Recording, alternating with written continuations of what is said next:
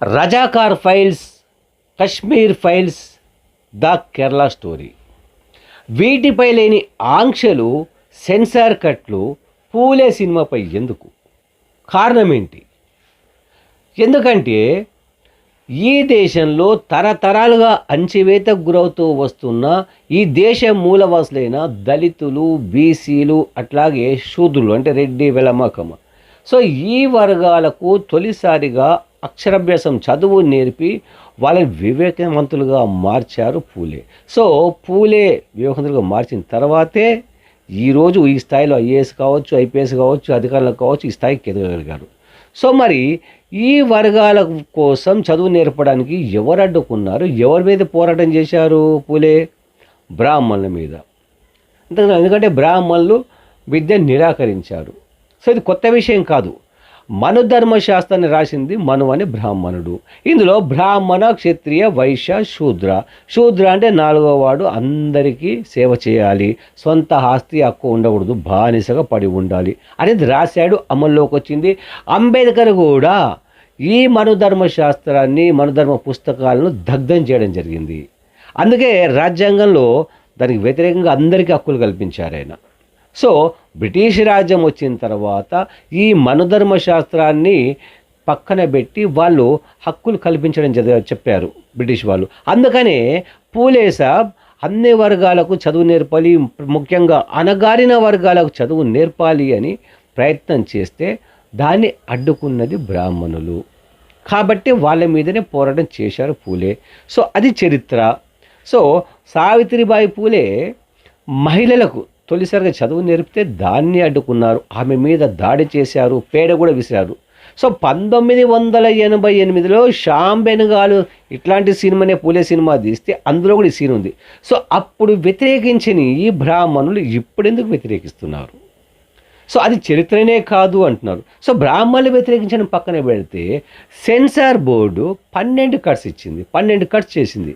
అంటే మాల్ మహర్ అనకూడదు, అంటే మాలా మాదిగా అనే పదం పెట్టకూడదు. అంటే కుల వివక్షత మరి ఎవరి మీద ఉంది అక్కడ? ఆ వర్గాల మీదే కదా.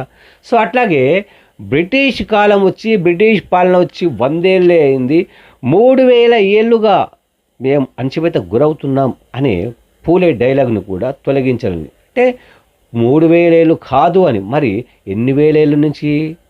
లక్షల సంవత్సరాల నుంచా లేకపోతే 100 సంవత్సరాల నుంచా ఆ పదాన్ని? సో ఈ రకంగా బ్రాహ్మణుల మీద ఎటువంటి విమర్శలు చేయకూడదు. అంటే సినిమాని నిషేధించాలి కదా. ఇంకెందుకు సినిమా అన్నీ తీసిన తర్వాత ఇంకేముంది? చరిత్ర అనేది ఉంది కదా. పూలే ఎవరి మీద పోరాటం చేశారు, అంబేద్కర్ ఎవరి మీద పోరాటం చేశారు. మరి ఆ చరిత్ర లేకపోతే ఈ సినిమా చూసిన వాళ్ళకి కానీ, రేపు పొద్దున ఈ పాఠ్యాంశంగా మారితే వాళ్ళకి కానీ ఏం అర్థమవుతుంది? పూలే ఏదో సినిమా హీరోలాగా ఏదో యాక్టింగ్ చేసినట్టు అవుతుంది. అంటే చరిత్రను వక్రీకరించడం. సో మరి చరిత్రను వక్రీకరించడం ఎవరి వల్ల, ఎవరు చేస్తున్నారు ఇక్కడ? సో ఆర్ఎస్ఎస్ సంబంధించిన హిందుత్వవాదుల పాలన. మరి హిందుత్వం అంటారు, హిందుత్వం అంటే సమానత్వం అంటారు. మరి సమానత్వం అన్నప్పుడు అన్ని వర్గాలు, అంటే ఈ వర్గాలు ఏవైతే బీసీ వర్గాలు ఉన్నాయి, దళిత వర్గాలు, వీళ్ళకు న్యాయం చేయాలి కదా. వాళ్ళకి అన్యాయం జరిగింది కదా. మరి అన్యాయాలకు సంబంధించి సినిమా తీసుకునే అవకాశాన్ని ఇవ్వాలి కదా. ఎందుకు వ్యతిరేకిస్తున్నారు? మరి అదే మీరు ముస్లింలకు వ్యతిరేకంగా చేసిన సినిమాలు ద రజాకార్ ఫైల్ కావచ్చు, కశ్మీర్ ఫైల్ కావచ్చు, ద కేరళ స్టోరీ. కేరళ స్టోరీలో లవ్ జిహాదీ, 33,000 మంది అమ్మాయిల్ని లవ్ జిహాదీలు అట్లా పెళ్లి చేసుకొని అమ్మేశారు, ముస్లింలో బలవంతం కలిపేశారు అనేది ప్రచారం చేస్తే సుప్రీంకోర్టు వ్యతిరేకించింది. సో ఇది కట్టుకథ అని. అంటే కట్టుకథలు చెప్పినప్పటికి కూడా దాంట్లో కట్స్ ఉండవు, దాని మీద ఆంక్షలు ఉండవు.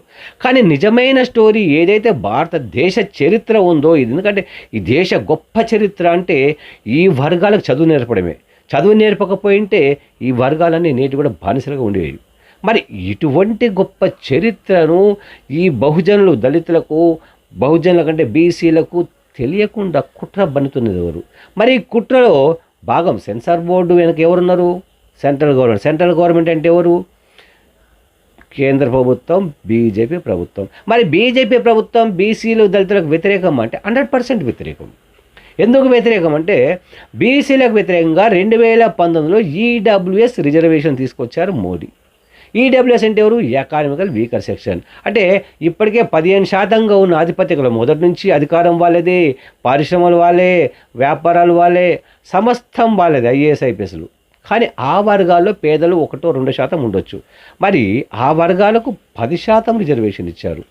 దీంట్లో ఈడబ్ల్యూఎస్ కోటా వాళ్ళకు 75 మార్కులు వస్తే ఎగ్జామ్ పాస్ అయిపోతారు. సివిల్స్ కావచ్చు, ఏదైనా కావచ్చు. అట్లాగే బీసీలు లాంటి వాళ్ళకు 90 వస్తే కానీ మార్కులు పాస్ కాదు. దీనివల్ల బీసీలు ఒక్కొక్క దఫా 300 సివిల్ పోస్టులకు దూరం అవుతున్నారు. మరి ఇది బీసీలకు అన్యాయమే కదా. అట్లాగే తెలంగాణ గవర్నమెంట్ ఇప్పుడు బీసీ రిజర్వేషన్ 45% పెంచుతూ ఒక బిల్ పాస్ చేసి సెంట్రల్ గవర్నమెంట్ పంపించింది. మరి ఆ బిల్లును పాస్ చేస్తున్నారా, పట్టించుకుంటారా అంటే అర్థం ఏంటి? బీసీలకు వ్యతిరేకం క్లియర్గా అర్థమైంది. కాబట్టి బీసీల కోసం పోరాటం చేసిన, అంటే దళితుల కోసం కూడా కావచ్చు, బీసీల కోసం పోరాటం చేసిన పూలే సినిమా కూడా చరిత్రలో ఉండకూడదు, బీసీలకు తెలియకూడదు అనేది పెద్ద కుట్ర. కాబట్టి బీసీలు ఈ విషయాన్ని అర్థం చేసుకోవాలి. పూలే ఎవరు అనేది నిజమైన చరిత్రను తెలుసుకొని ముందు తరాల వారికి అసలైన చరిత్రను అందించాలని నా కోరిక.